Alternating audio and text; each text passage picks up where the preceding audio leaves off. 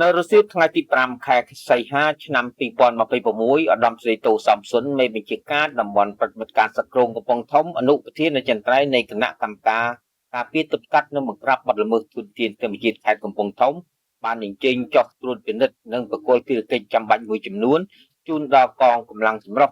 ក្នុងការការពារទប់ស្កាត់និងបង្ក្រាបបទល្មើសទុនធានធម្មជាតិនៅក្នុងភូមិសាស្ត្រតំបន់44ព្រៃអង្គតែស្ថិតនៅក្នុងភូមិកាយាស្រុកសន្ទុកខេត្តកំពង់ធំ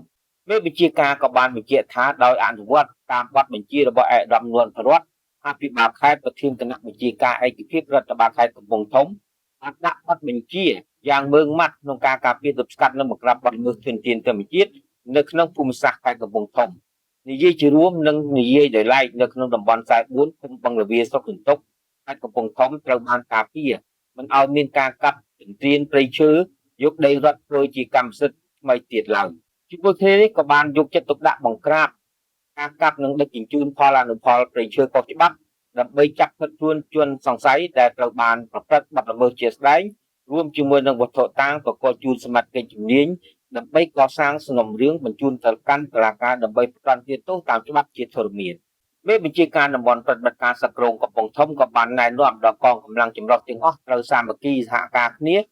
ជាមួយនឹងស្ថាប័នជំនាញពាក់ព័ន្ធឲ្យបានល្អដើម្បីបំពេញភារកិច្ចក្នុងការការពារទប់ស្កាត់និងបង្ក្រាបបទល្មើសជនធានធម្មជាតិ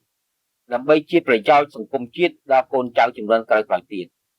ក្នុងនោះឧត្តមសេនីយ៍តូសាប់ស៊ុនក៏បានណែនាំដល់កងកម្លាំងចម្រុះទាំងអស់ដាច់ខាតមិនត្រូវខុបខិតជាមួយនឹងជនប្រព្រឹត្តបទល្មើសជាស្នូលនឹងការទទួលផលប្រយោជន៍ជាដាច់ខាតក្នុងករណីមានកងកម្លាំងចម្រុះណាម្នាក់ឬបុគ្គលណាម្នាក់ប្រព្រឹត្តបទល្មើសខុសច្បាប់ឬខុបខិតជាមួយនឹងជនប្រព្រឹត្តបទល្មើសត្រូវទទួលវិន័យទណ្ឌកម្មរបស់កងយុទ្ធពលខេមរៈភូមិន្ទនិងទទួលទោសតាមច្បាប់រដ្ឋដោយគ្មានការលើកលែងឡើយហើយកំពុងធំខ្ញុំបដិថាធ្វើសេចក្តីរាយការណ៍